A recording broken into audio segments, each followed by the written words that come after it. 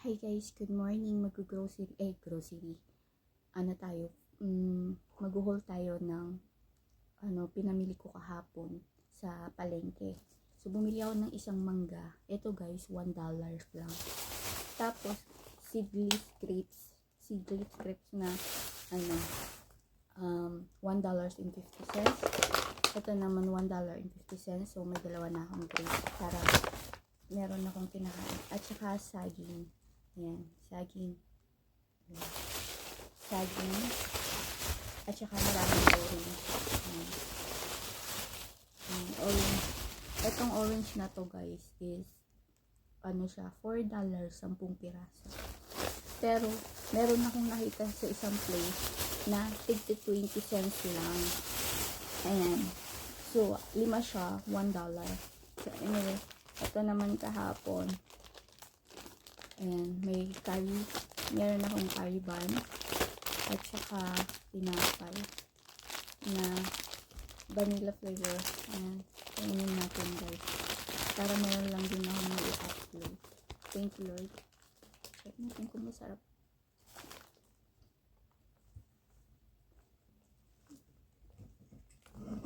Saka meron ako ditong tunic na inumin. Mabilisan lang ito na vlog. Para lang meron ako may upload. Monday na. Ngayon. And time na check, 6:13. And then soon magtatrabaho na ako. Kagabi late ako na uwi. Kasi yung sinakyan kong taxi is niloko niya ako.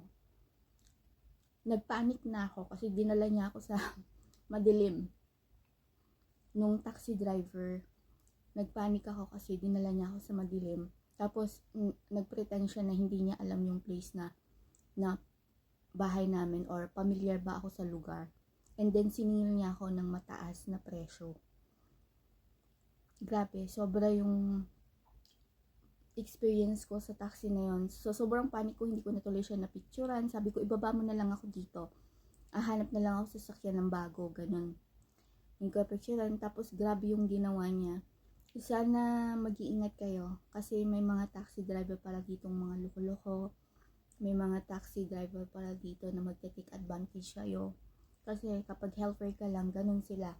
Kahit may GPS na, may GPS siya, pero sabi niya, yung GPS nagloloko, ganun. Tapos siningil niya ako ng $18. So yun. So anyway guys, dito ka na end yung vlog. Mag-iingat kayo lagi.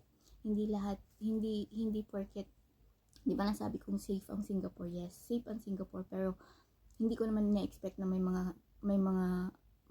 mga bad na taxi driver. So anyway guys, this ko na end yung vlog kasi mag-start na ako ng work.